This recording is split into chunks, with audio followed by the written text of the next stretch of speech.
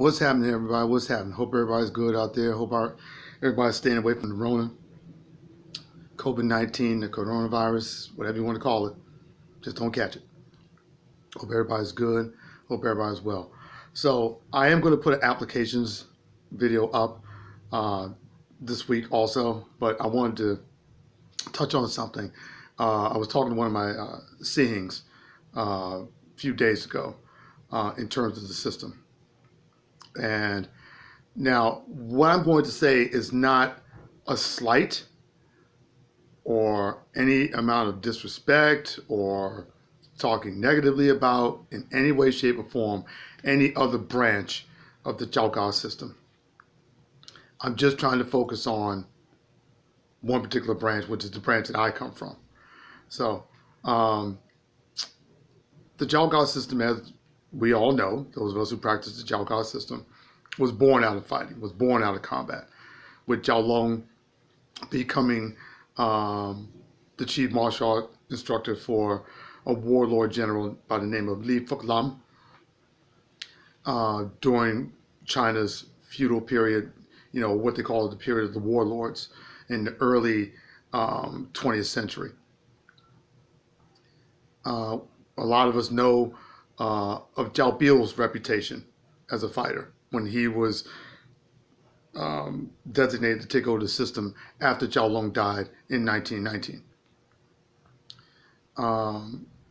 That said, even though the system is known for its combat and combat effectiveness, the Din Chin or Chin Yok Din branch of the system here in Washington, D.C. or in the D.C. metropolitan area is probably one of the most well-known branches when it comes to combat.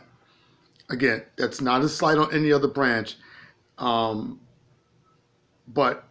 we here in the DMV area or DC, Maryland, Virginia metropolitan area, those of us that practice Jow Ga and come from or originate from the Din Chin branch, we do a lot of fighting. And the reason we've done so much fighting is two factors. At the time that Sifu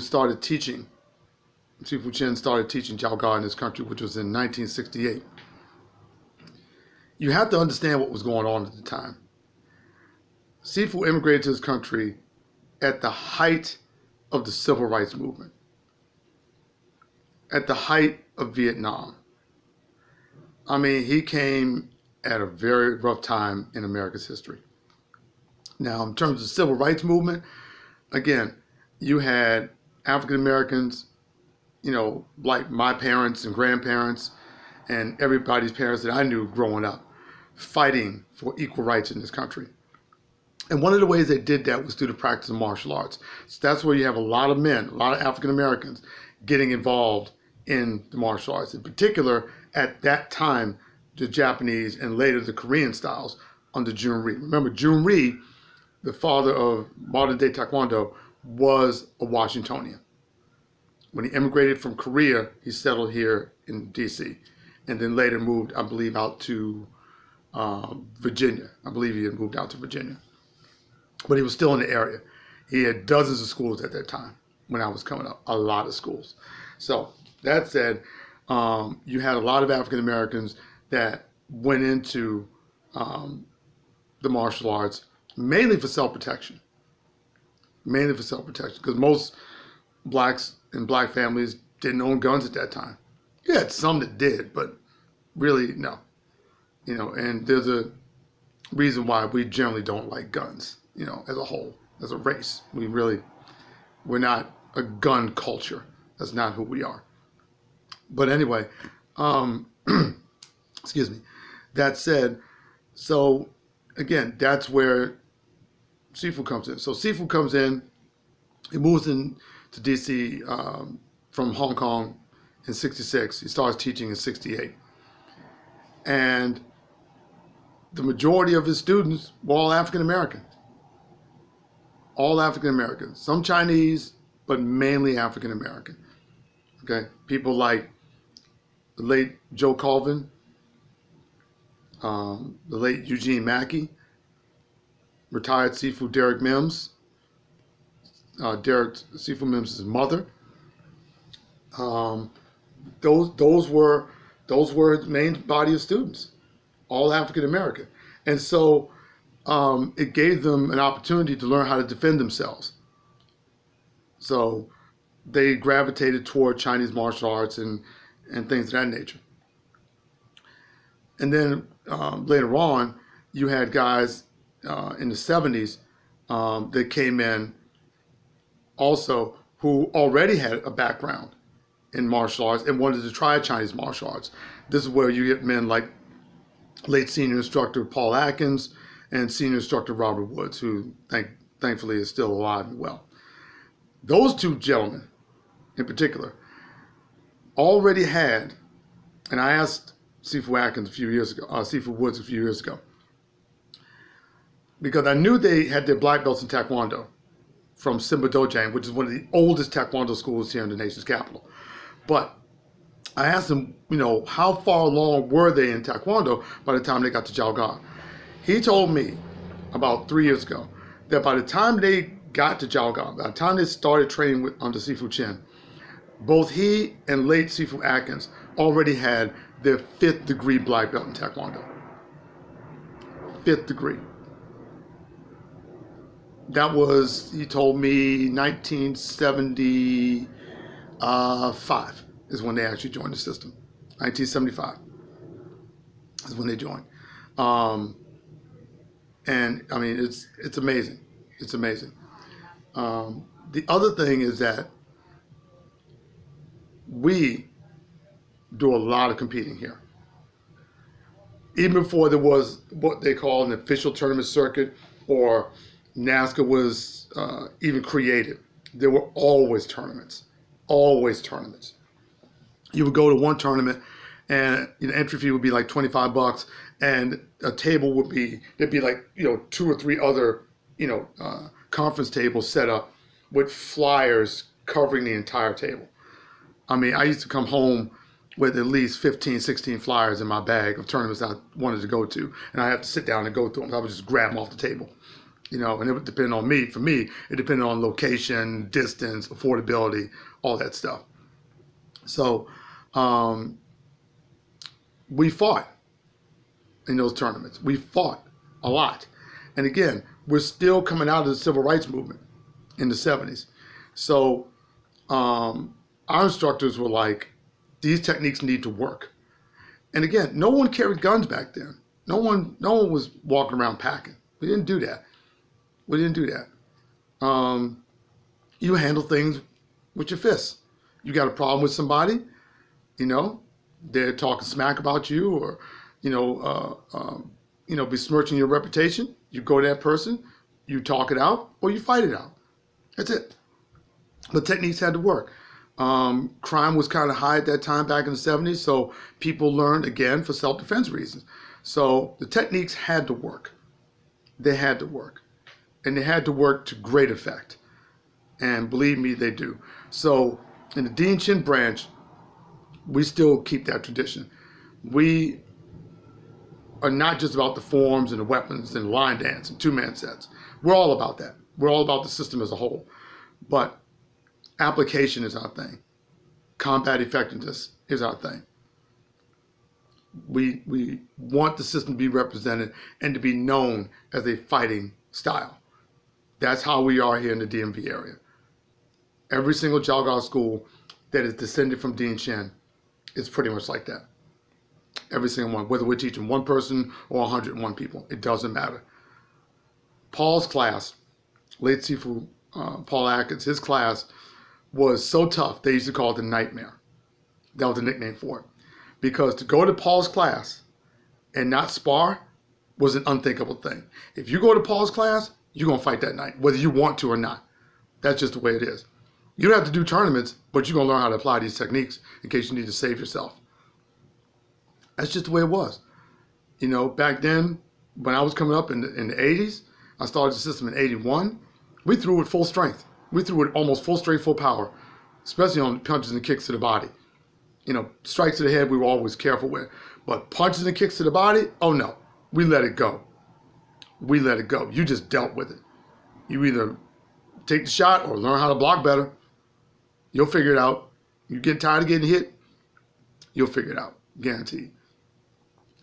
So myself, as a fighter representing the Jow Ga, which I am absolutely proud to have done. 80s, I was coming along pretty good. You know, I placed on almost every tournament I was in for fighting. I did forms. First, I did forms and fighting, and then when I was learning weapons, I did forms, weapons, and fighting. So I always did at least 3 events in every tournament. In the 90s, when the Chinese tournament circuit started, you know, when you had the NACMAF, the North American Chinese Martial Arts Federation, which morphed into what is now known as the United States of America Wushu Kung Fu Federation, or USAWKF, the Poshu tournament, the Tiger Bomb International, held by Sifu Wong Tap Mao, out in San Francisco. I fought, and I fought hard.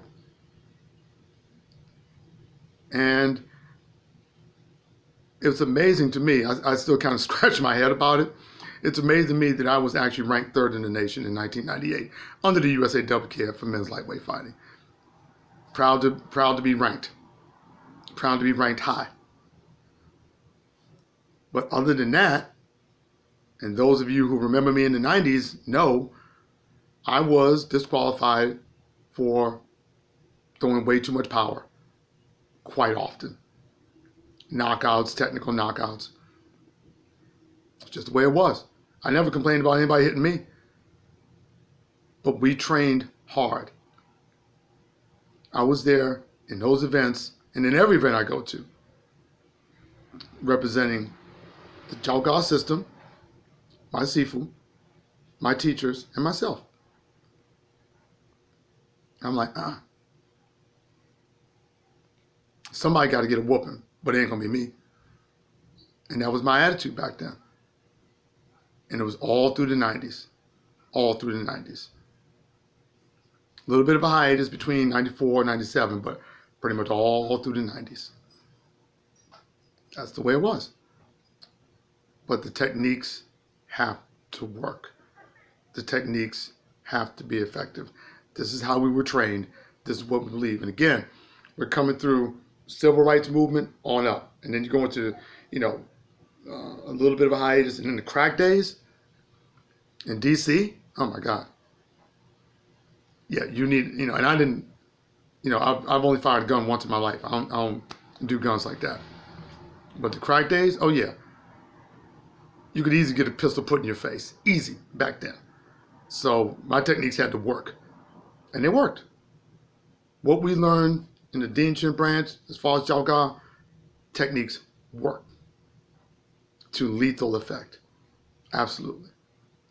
So we tend to do more fighting here and concentrate more on the application and stuff like that. And again, that's not a besmirching on anybody else or any other branch. It's just that these are the reasons we do more fighting. We came up under stressful times and we had more tournament opportunities. I mean, if you're on the NASCAR circuit, like if COVID was not going on, if you're on the NASCAR circuit, oh my God, you could easily do 20 tournaments a year. Easy, easy. We have a saying here in this country, if you want to find a tournament, you can find one every single weekend, Saturday or Sunday. It doesn't matter. You can find a tournament somewhere in this country if you really want to do tournaments. So we've just had more opportunity and we've had more chances to actually physically try and apply our techniques in the ring against opponents from other styles. Didn't matter what it was. And back in the 80s, I fought everybody. I fought everybody. There was no circuit at that time, really, but you just went to tournaments. And you fought the karateka, you fought people that did Shotokan, Ishinryu karate, Weichuru karate, Taekwondo, Muay Thai, it didn't matter. It didn't matter. We fought whoever was in front of us. That was it. It didn't matter the style. You know, Chinese also, Tenshin Pies, praying, you know, 7-star praying mantis. It didn't matter. We fought, period. That's how we did. So, you know, just like Chole Phut is very well known for its fighting, but the boxing branch is really known. That's how I view the Jow Ga. I view the Din Chin branch of the Jow Ga like the boxing branch of Charlie fought. We do a lot of fighting. But there's reasons for that. There's reasons for that. We just have more opportunity and more actual, necessity. It's more of a necessity for us to fight over here, especially back in the 60s, 70s, 80s, stuff like that, and a little bit into now. So that's it, guys. I hope that clears some things up. I hope I didn't offend anybody. I hope I didn't make anybody upset.